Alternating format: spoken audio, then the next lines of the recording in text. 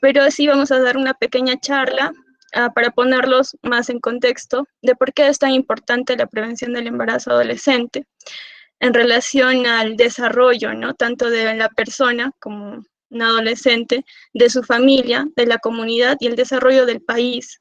Entonces, ¿cómo va a verse marcado o frustrado por un embarazo, ¿no? En un adolescente. Entonces, vamos a ver qué es la adolescencia. Entonces, la OMS define la adolescencia o la adolescente como una persona entre la edad de 10 a 19 años. Y va a ser un periodo de cambio o de transición entre la niñez y la edad adulta. Entonces, en esta fase se va a marcar la identidad de la persona, sus deseos, sus anhelos, y se va a construir su proyecto de vida. Entonces, vemos cuán importante es esta etapa para el futuro de esta persona. Entonces, incluso la adolescencia como tal, o sea, si lo vemos, digamos, desde el punto de vista psicológico, social, es un constructo, ¿no? Que solamente lo vamos a percibir en los seres humanos e incluso solamente lo vamos a percibir en la cultura occidental, porque como tal no se va a percibir tanto en otras culturas, ¿no? Por ejemplo, en poblaciones indígenas, no va a tener tanto este constructo como la adolescencia, en el que vamos a nosotros plasmar la identidad, el proyecto de vida de la persona. Lo que sí es el que permanece constante es la pubertad, que son los cambios biológicos. Esto sí va a permanecer constante, ¿no? Incluso en animales existe un cambio biológico, que existe una maduración para el inicio de, digamos, una maduración sexual.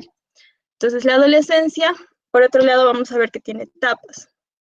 No tiene etapas, hay una adolescencia temprana, hay una adolescencia media y hay una adolescencia tardía. En relación a cada etapa de la adolescencia, se va a ver marcada también un desarrollo biopsicosocial y va a depender mucho del embarazo en qué etapa se va a presentar para, digamos, poder enfocarlo, y también va a ser diferente el embarazo en un adolescente temprano que en un adolescente tardío, ¿no? La maduración se da también por esas etapas. Entonces, vamos a, digamos, a iniciar en una etapa temprana, e incluso hay una predecesión de la adolescencia, ¿no? Que es la adrenarquia. La adrenarquia se va a presentar entre los 6 a 8 años de edad, y esta adrenarquia se va a caracterizar por una secreción hormonal por la corteza suprarrenal, digamos fisiológicamente hablando, que va a secretar androstendiona y dehidroandrosterona.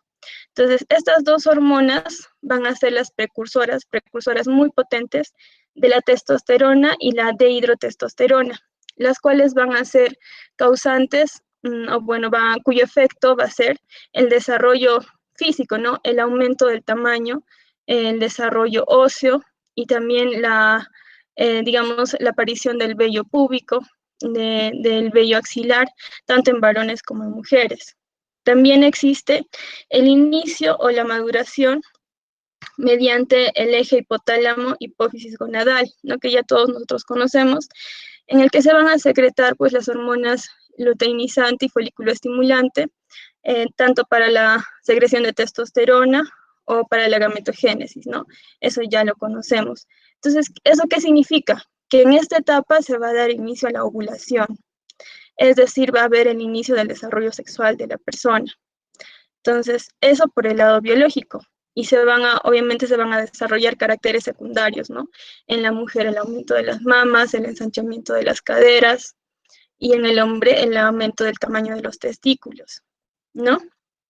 Por otro lado, vemos que también un desarrollo psicosocial, ¿no? Tanto en cada etapa de la adolescencia.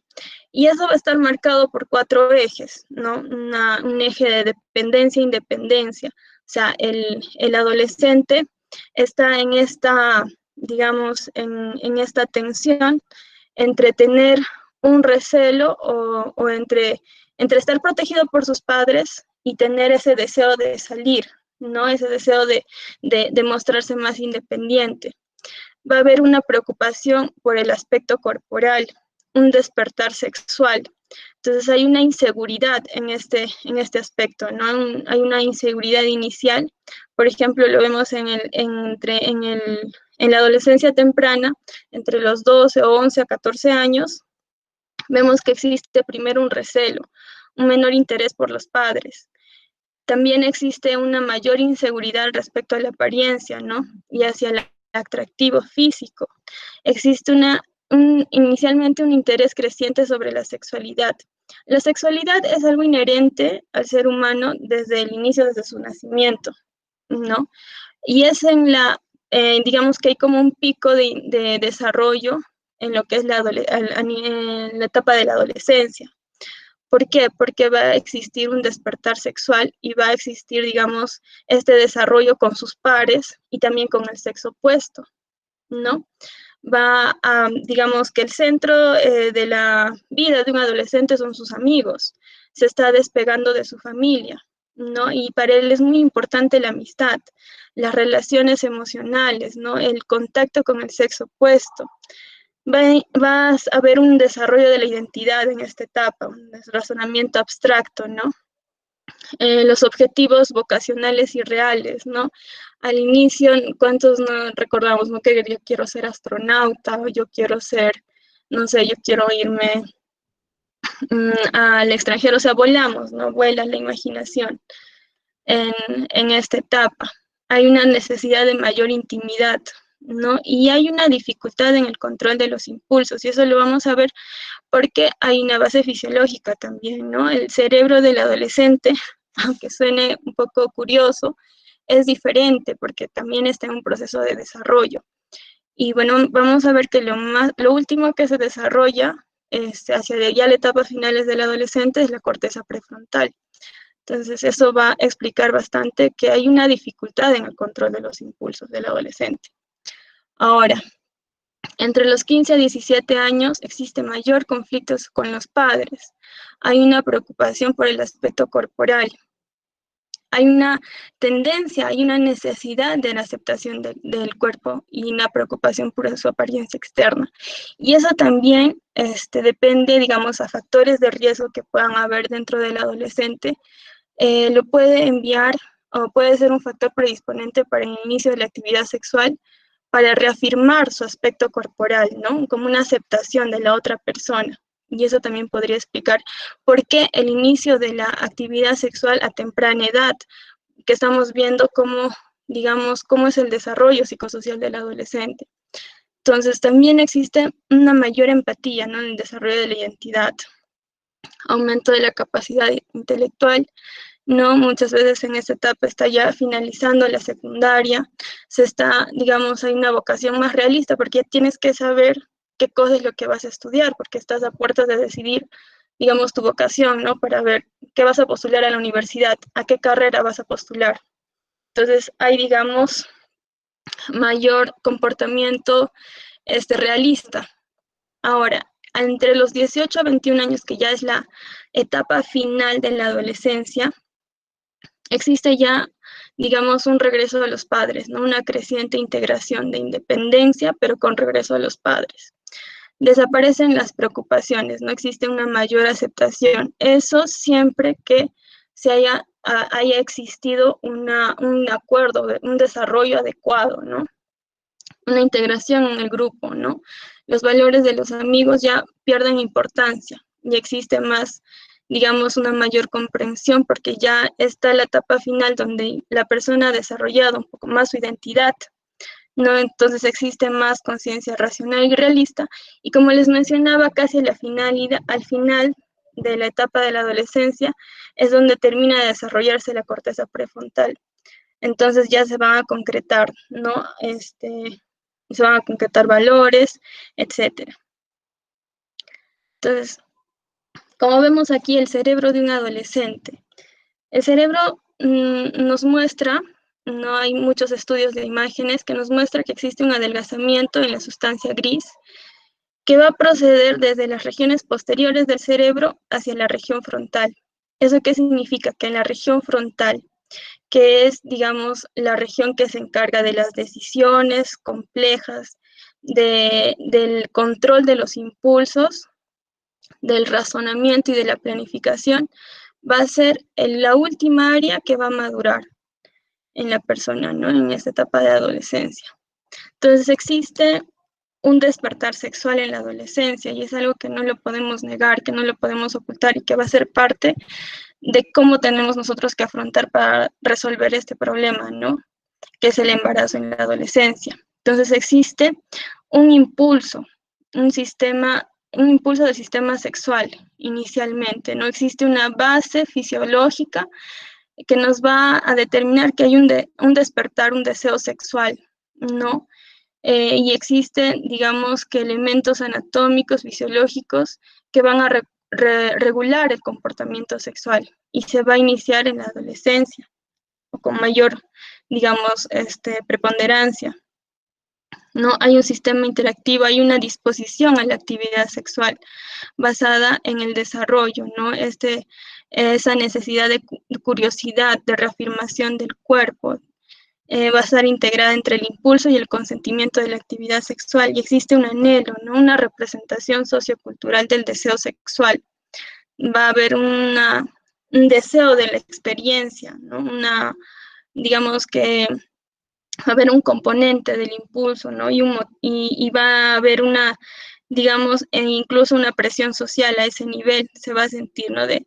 Y es algo que para muchas personas es difícil de creer, pero sí existe esa necesidad de ya haber tenido relaciones sexuales, de ya haber experimentado y haber saciado esta curiosidad, y inicia en la etapa de la adolescencia. Entonces, ¿qué influye para el inicio de la actividad sexual? ¿No? La curiosidad, el sentirse bien, sentirse atractivo y querido. Como vemos, la persona está intentando reafirmar su apariencia, su aspecto corporal, y esto va a ser un factor que va a influir para que inicien la actividad sexual. El enamoramiento o sentir mayor independencia y autonomía, ¿no? Con su cuerpo, y también la falta de control de la situación. Vemos que desde el inicio incluso hasta la adolescencia media, no hay un adecuado control de los impulsos. Entonces, en relación a eso, podemos observar que la adolescente o la adolescencia es una etapa en la que hay muchos factores de riesgo que pueden desviar el proceso normal del desarrollo, y el adolescente va a estar, digamos, predispuesto aparte del embarazo, digamos, a muchas conductas de riesgo, como es el alcoholismo, la drogadicción, etcétera, porque vemos que hay una base, ¿no? Una base biopsicosocial en la que, digamos, podemos entender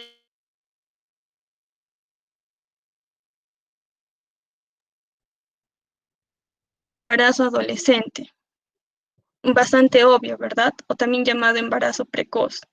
Va a ser el embarazo que va a comprender entre la adolescencia inicial o pubertad hasta el final de la adolescencia, en edad entre los 10 y 19 años según la OMS. Entonces es un embarazo, nos dicen, no buscado, no deseado, y que debido a la inmadurez física y psíquica de los progenitores va a causar angustia, y esto va a generar repercusiones económicas y peligros para la salud. Se vuelve incluso, más adelante vamos a ver que hay mucha relación con el estrato social, digamos, y el nivel educativo del adolescente. Y se vuelve un círculo de pobreza, porque una persona que va a tomar esa responsabilidad, que digamos es una repercusión económica para él y para su familia, y no tiene, digamos, más de eso es que está en un ambiente pobre. Entonces se vuelve un círculo de pobreza, ¿no? No se desarrolla, no consigue ser profesional, y eso significa menor desarrollo para su familia, su comunidad. Entonces existen factores, ¿no? Factores determinantes. En salud hablamos de factores determinantes que influyen en muchos problemas, ¿no? ¿Por qué? Porque digamos, no hay una causa-efecto como una enfermedad, ¿no? En lo que existe son factores complejos que va a implicar la persona biológicamente, psicológicamente y su entorno, la familia, la escuela, sus amigos, su comunidad, incluso los medios de comunicación. Todo eso tan complejo influye en que, digamos, en este caso, en el embarazo en adolescentes, ¿no? Los factores próximos, el inicio de las relaciones sexuales, ¿no? El uso de métodos de anticoncepción, digamos, más allá, el acceso a los servicios de salud, el acceso a la información, el acceso a los métodos de anticoncepción, digamos, el acceso en el colegio, ¿no? En la escuela, a la información, al uso de métodos de planificación familiar, el clima educativo, la televisión, la condición social de la madre, de la familia, ¿no? El acceso a los servicios de salud y a fuentes de información, todo esto va a influir. Y el contexto social, o sea, en qué contexto vive este adolescente, en una pobreza familiar, ¿no? En un ambiente en el que no exista o no hay un acceso a políticas y programas para la prevención del embarazo en adolescentes o la planificación, ¿no? Los proyectos de vida de una persona, la identidad y autoestima, la ocupación, ¿no? Del adolescente, los patrones culturales de la comunidad. Hay muchas comunidades donde el inicio de digamos, de la actividad sexual, incluso el emparejamiento, es a una temprana edad, porque es su patrón cultural. No, incluso lugares como aquí en el Perú, ¿no? En la selva, hay comunidades nativas donde los niños tienen ya sus hijos, ¿no? Y con parejas más adultas, etcétera. No hay digamos, una educación a ese lado, ¿no? A ese nivel es un patrón cultural diferente. El tipo de parentalidad, ¿no? El abuso sexual también, la agresión física puede conllevar. Entonces vemos que existen factores individuales, ¿no? Biológicos, psicológicos. Entre ellos también está la menarquia, ¿no? El inicio de menarquia precoz también es un factor de riesgo. La falta de un proyecto de vida es un factor de riesgo, ¿no? Una familia disfuncional, familias tal vez autoritarias o al contrario, muy permisivas, ¿no? O familias donde exista abuso, digamos, abuso o violencia familiar, también son factores de riesgo, ¿no? Ese contexto familiar es un factor de riesgo, ¿no? Que exista tendencia al abuso de alcohol. Factores como el abandono escolar, un adolescente que, digamos, su familia no le apoya y hay deserción escolar o no quieren que vaya al colegio, no quieren que vaya a la escuela, esa, digamos, frustración o que no exista un desarrollo, digamos, no, ese adolescente, esa persona no va a tener en vista un futuro donde sostenerse, ¿no? Entonces se va a refugiar en los amigos, como tiene todavía un pensamiento mágico, que es lo que vemos en el adolescente, pues se va a dejar llevar, ¿no? Por experimentar, etcétera. Y también es un factor de riesgo, ¿no? Porque uno cuando recibe educación, te mentalizas, ¿no? Te haces un proyecto de vida para futuro, para ingresar a la universidad o estudiar en el instituto, lo que sea, para solventarte tú, etcétera. Pero si hay un abandono escolar, eso también es un factor de riesgo. Incluso la relación profesor-alumno, como mencionan ahí, ¿no? Es importante a nivel educativo una buena relación entre docente y estudiante, ¿no? Hay muchas veces sabido que existe, digamos, maltrato y la autoestima del estudiante puede bajar. Vemos que no es, digamos, como, digamos, el pensamiento que nosotros tenemos. Estamos viendo un adolescente está reafirmando su identidad, no está en un momento en el que la autoestima la tiene que reafirmar. Entonces es un factor de riesgo. Factores no socioculturales, el estrato social, el estrato económico. Hay mucha mayor prevalencia de embarazo adolescente en estrato económico inferior. la influencia de los medios de comunicación, los mitos que puedan existir, ¿no? O sea, cuando no hay un acceso adecuado a la información de los métodos anticonceptivos, por ejemplo, ¿no? O al desarrollo sexual de la persona, muchas veces tienen mitos, ¿no? En relación a las relaciones sexuales. Digamos que, por ejemplo, que si está menstruando y tienen relaciones, o es el inicio, al final, no van a tener hijos, o que si, digamos, él puede no usar preservativos y luego pueden tomar la píldora del día siguiente, cosas así que muchas veces están en el medio, digamos, en la comunicación, en los medios de comunicación, ¿no? A veces no llega una información adecuada. Y la presión de grupo, pues, ¿no? Entonces, cuando el embarazo se da en la adolescencia temprana, es diferente a la adolescencia tardía. Incluso hay mucho más riesgo en la adolescencia temprana, porque este adolescente va a tener una negación del embarazo. O sea, va a haber mucho más descuido o tal vez nulo control prenatal. Y eso es un riesgo para la gestante y para el feto, ¿no? Que está, digamos, en crecimiento. Eso va a significar muchos factores de riesgo, ¿no? Bajo peso al nacer, incluso abortos, ¿no? No hay una preparación física, ¿no? Tanto del niño como de ella. Va a haber depresión, aislamiento, mayor rechazo cuando el embarazo se da en una adolescencia temprana. En una adolescencia tardía, la actitud va a ser como de culpa, ¿no? Pero como ya es a finales, de cierta forma va a haber mayor afectividad, pero al mismo tiempo va a haber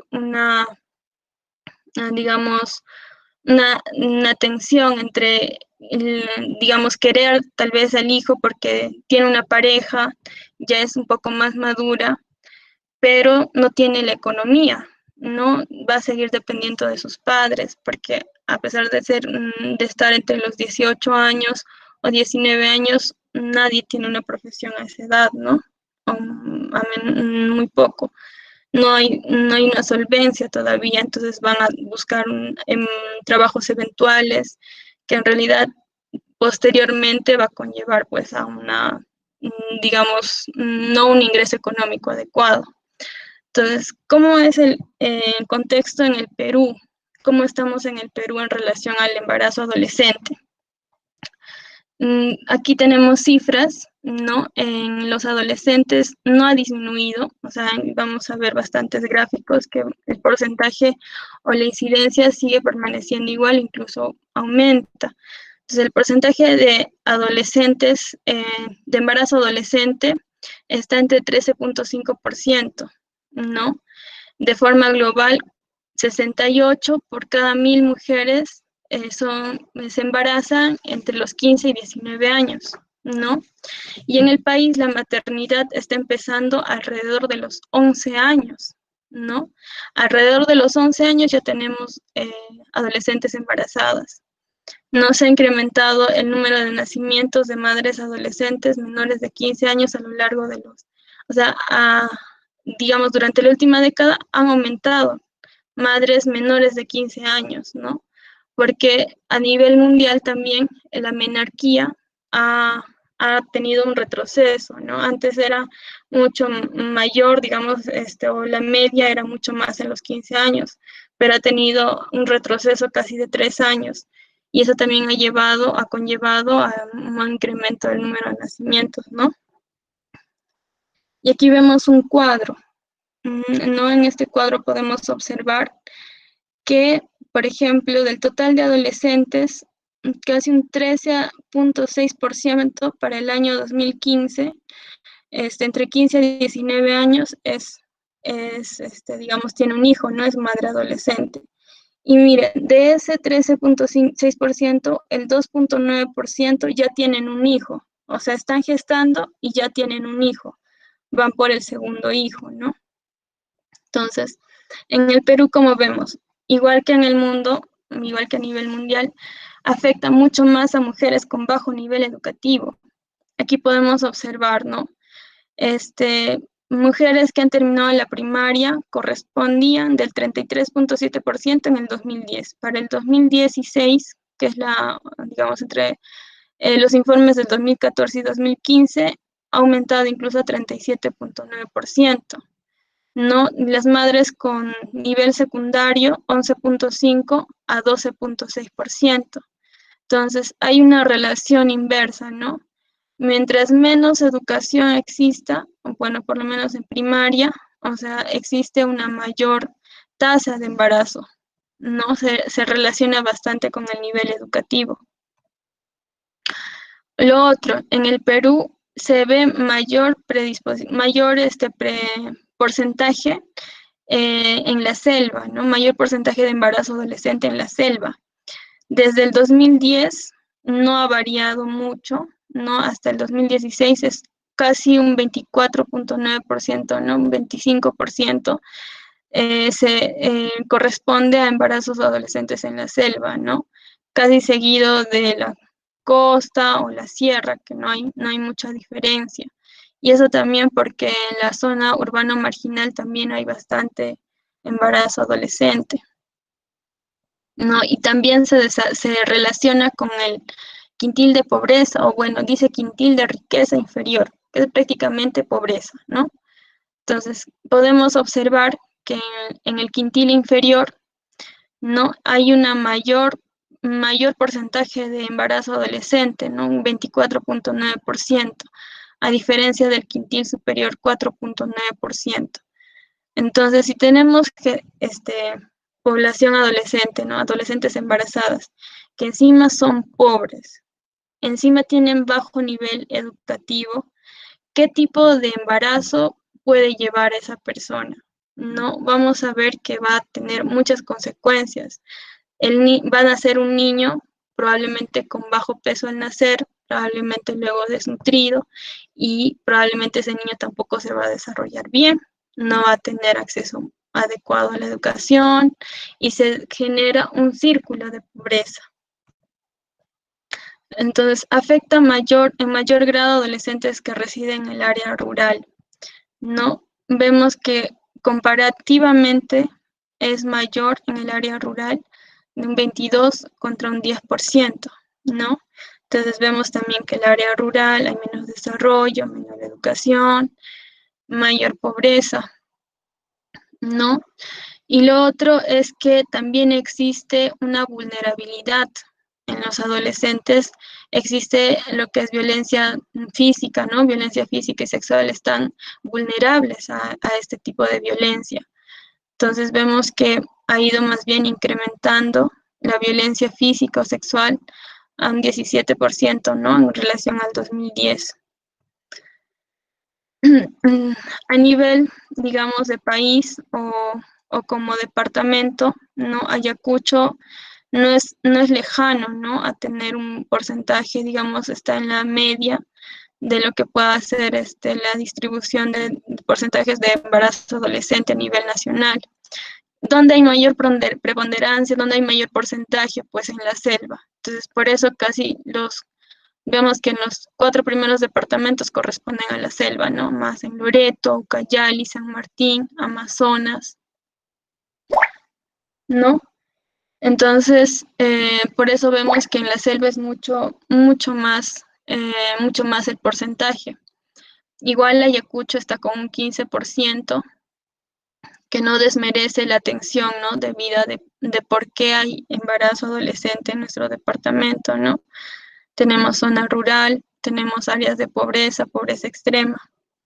Entonces, lo otro importante es el método anticonceptivo que puedan usar, ¿no? Entonces, se ha visto que madres o en adolescentes embarazadas o que ya son madres, miren cómo hay un gran porcentaje que no utiliza métodos anticonceptivos. 39%, casi 40%, digamos, no utiliza métodos anticonceptivos.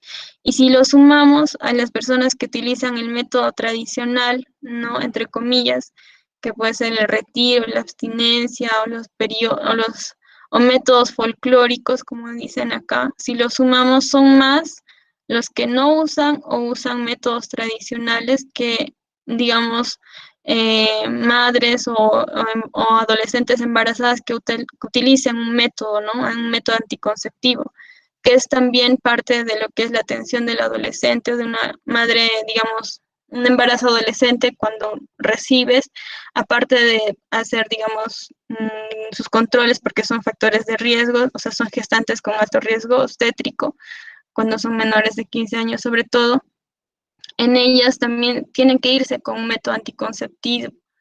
Y podemos observar acá que no se está llegando a eso, ¿no? Porque hay una mayor cantidad todavía de adolescentes que no utilizan métodos anticonceptivos.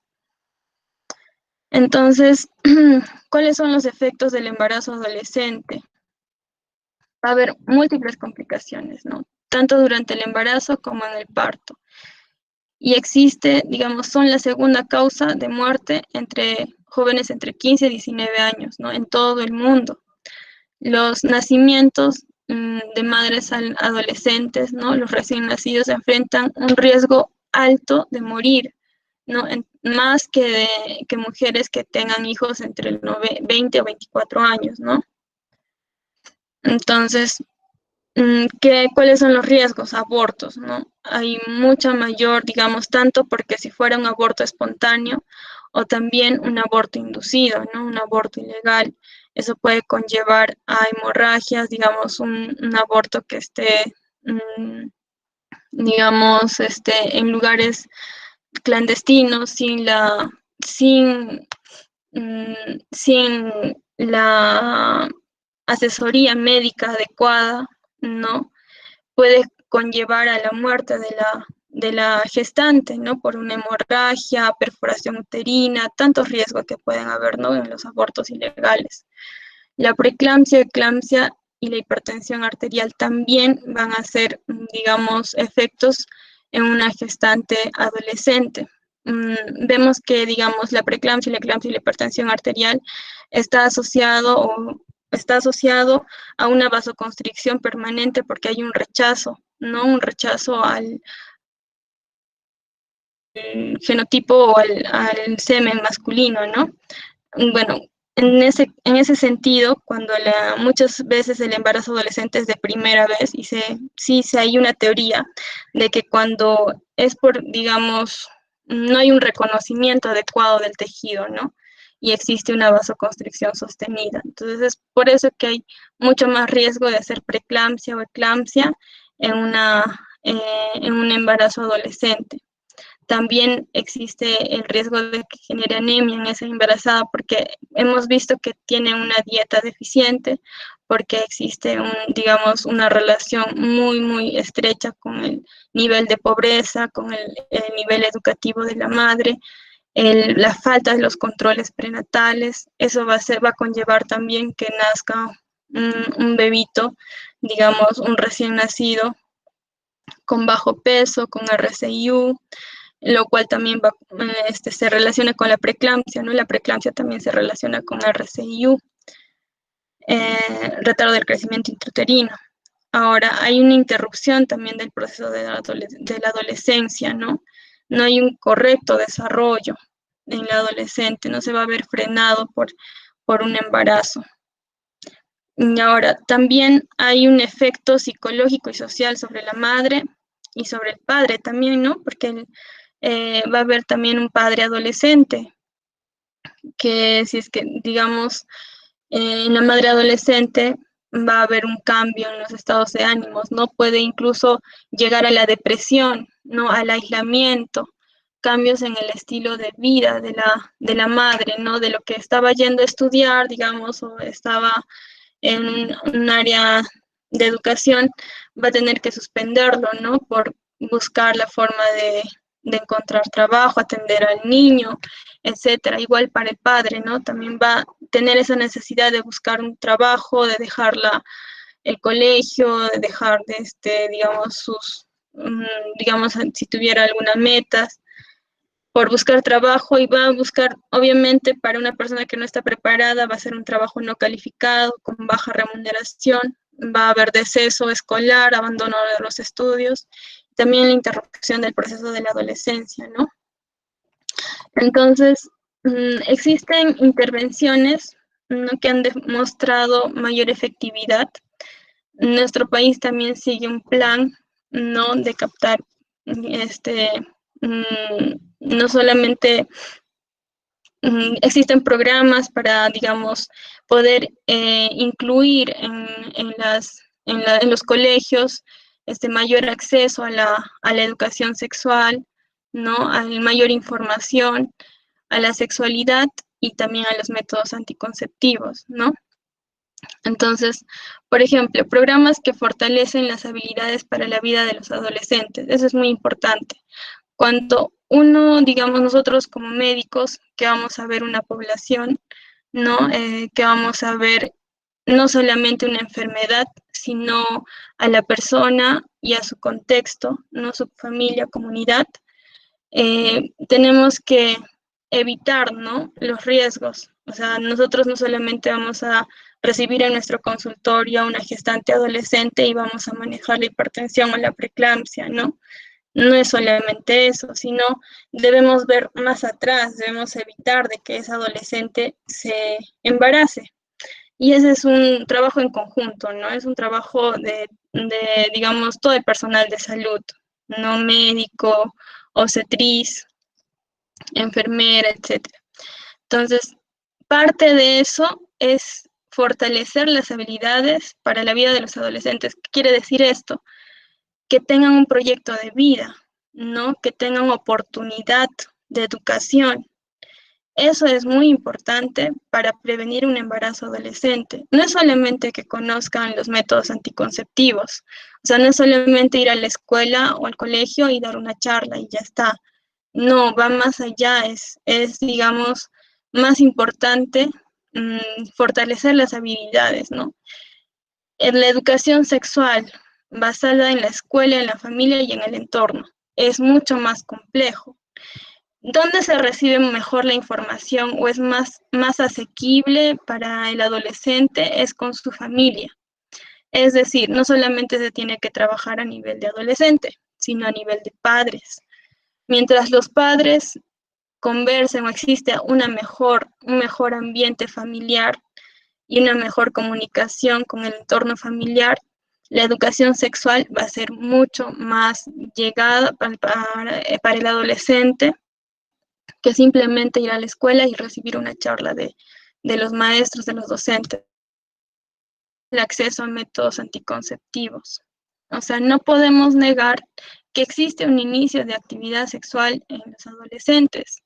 Entonces, tienen que tener un acceso de métodos anticonceptivos. No se tiene que generar un tabú, ¿no? Y eso se tiene que entender desde la familia, las escuelas y nosotros como sociedad, ¿no? Debe haber una participación real del adolescente. O sea, él debe tener la capacidad de tomar decisiones. Y para tomar decisiones uno tiene que tener conocimiento, tienen que tener acceso a la información. Debe haber mayor representación en comunidades pobres, ¿no? Nosotros vemos cómo se relaciona, ¿no? Cómo hay esta relación tan intrínseca con la pobreza, con la falta de educación y una mayor representación, digamos, se podría decir, de programas que puedan, digamos, ayudar a esta población es importante y el acceso a métodos anticonceptivos, ¿no? Entonces, como pueden observar, el embarazo en adolescente es un problema en realidad de salud pública que está ya desde el año 2006, más o menos, se le ha dado la importancia que realmente necesita, ¿no? Y a pesar de eso, vemos que hasta la fecha no ha habido un cambio en el porcentaje de embarazos adolescentes. Vemos que se permanece entre los 13.6%, alrededor de eso no varía. Eso significa que tal vez no se ha estado, digamos que enfocando en la manera adecuada. No es solamente decirle al adolescente o pensar que es su culpa, ¿no? O decir, digamos que tienes que darle solamente preservativos y ya está, no es así.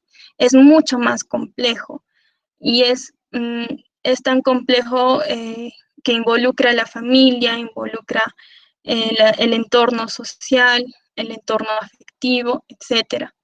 Entonces, es importante para nosotros, no ustedes futuros médicos, que podamos entender este tipo de problemas, ¿no? Problemas de salud pública, que seguramente en algún momento vamos a estar en un centro de salud, vamos a tener una población y vamos a tener, ¿no? ¿Cuántos adolescentes tengo y cuántos embarazos adolescentes tengo? Y si me doy cuenta de que, digamos, hay un porcentaje, tengo que ver la forma, ¿no? De poder, con trabajo en equipo, que es no solamente el personal de salud, también las escuelas, las familias, etcétera, ver la forma de enfocarlo, ¿no? Y ver cómo están las directrices, cómo se está enfocando el problema, etcétera.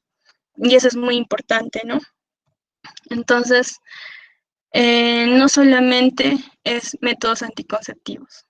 El adolescente necesita un proyecto de vida, ¿no? Entonces, por eso, si la frase no tengan relaciones sexuales funcionara, el embarazo adolescente fuera escaso, ¿no? Eso sería la charla. Muchas gracias, doctora Karen. Esperamos 5 minutitos para las preguntas, por favor. Ok.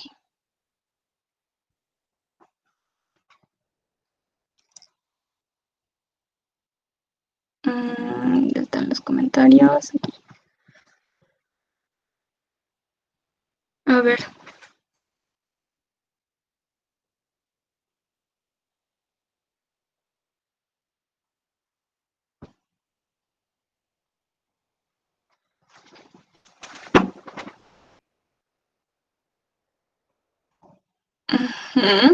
A ver quién es esta.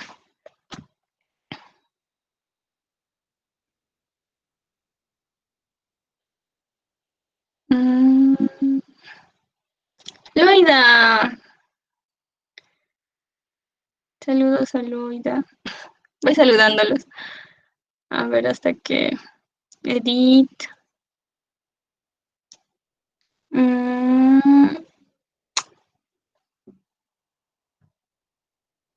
A ver, ¿qué dudas pueden tener? Yo sé que es un tema que no mucho se trata, ¿no? Digamos que no hemos tenido una clase de embarazo adolescente o algo parecido, pero es un problema, ¿no? Es un problema de salud pública.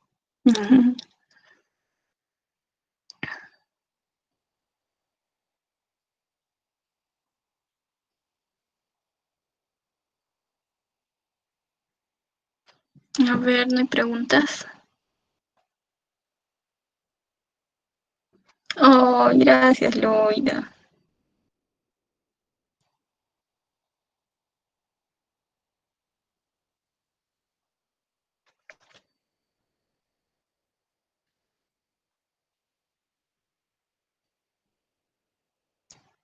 Entonces, por ejemplo, ¿no? Si yo tuviera, a ver, si yo quisiera por las redes, ¿no? Por ejemplo, hacer una campañita, o sea, podríamos pedirles a los adolescentes, digamos, poner cuáles son sus sueños, ¿no? Cuáles son sus proyectos. Entonces, así tú podrías incentivar, ¿no? Cuando una persona tiene un proyecto de vida, digamos, metas establecidas, es un poquito más difícil que pueda ceder, ¿no? O más bien es mucho más fácil que pueda planificar su vida, ¿no? Incluso teniendo un inicio de actividad sexual, el uso de métodos anticonceptivos, ¿no?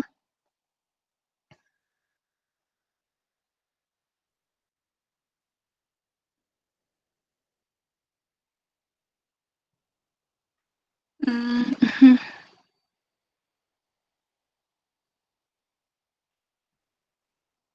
Ya, a ver, por ejemplo, mi experiencia más cercana es como acabo de egresar, es en mi internado y pues toda la parte hospitalaria, ¿no? De mi formación.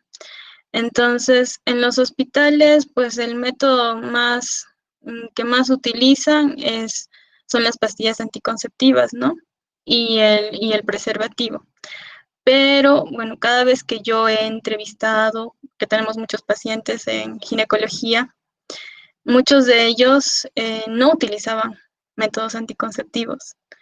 Incluso era muy raro, o lo más que, digamos, mientras más adolescentes eran, no utilizaban métodos anticonceptivos. No, ya sí se iban del hospital, siempre venían, ¿no? Es más del interno de obstetricia, darle la charla, ¿no? De métodos anticonceptivos y siempre en el área de, digamos, de planificación del hospital, se iban con anticonceptivos orales, ¿no? Ya sí, digamos, había una diferencia, ¿no? Si eran adolescentes que ya tenían su segundo o tercer hijo, o si es que, por ejemplo, es muy variado, ¿no? Si es que han tenido riesgo ya su segunda o tercera cesárea, incluso, porque también hay cesárea porque hay riesgo de, por ejemplo, preeclampsia, ¿no? Entonces la preeclampsia, si bien es cierto, no siempre termina en una cesárea, es bastante, digamos, la prevalencia es mucho mayor, ¿no? De que termine en una cesárea, aunque no sea la indicación, no depende de que sea una preeclampsia severa, etcétera, ¿no? Entonces, en ellos, pues, se les recomendaba más anticonceptivos más a largo plazo, ¿no?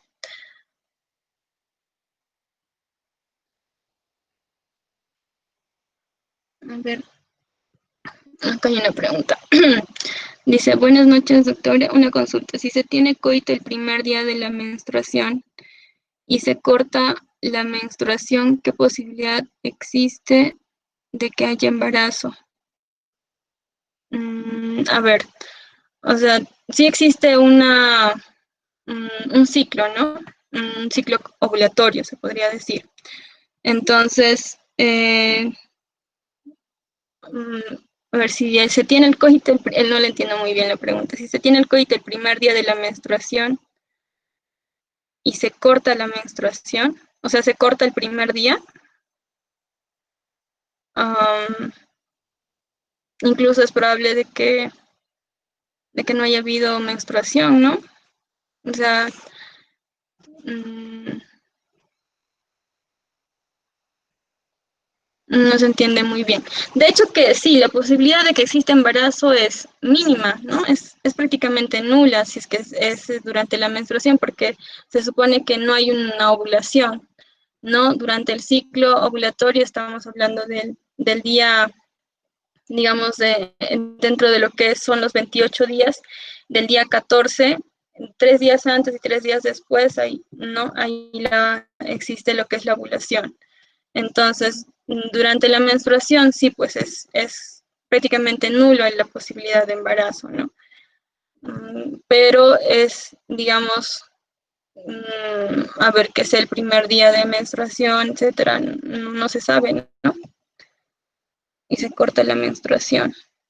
Bueno, pero si se da durante la menstruación, claro, no hay posibilidad de que haya embarazo, ¿no?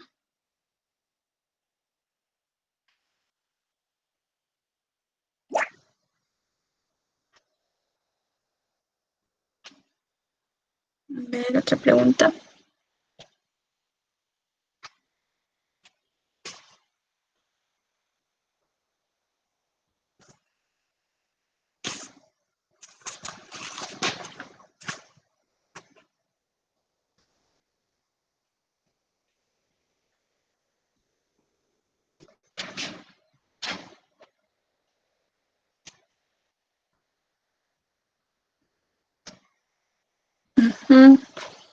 Creo que no hay muchas preguntas.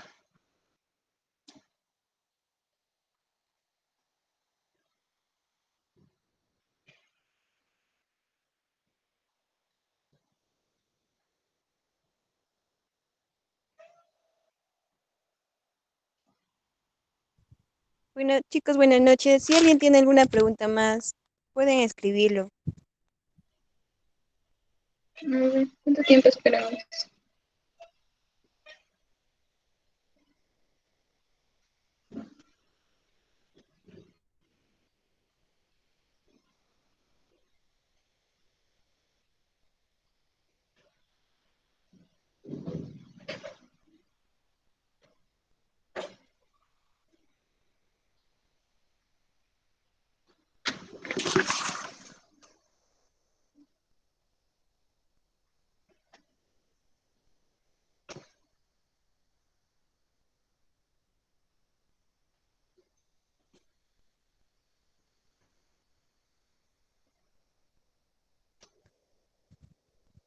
Bueno, creo que nadie más va a preguntar. Sí, me parece que ya no hay preguntas. Bueno, bueno chicos, no habiendo más preguntas, le agradecemos a la doctora. Gracias por la interesante ponencia del día de hoy, esperando su participación en otras ponencias más. Bueno, Bueno, ok, gracias a Mailí, al Comité Permanente de Atención Integral en Salud, nuestros CEPAIS, por haberme invitado, que sigan con las ponencias, ya nos veremos, espero, en otra oportunidad. Entonces, chicos, eso sería todo por hoy. Gracias, cuídense.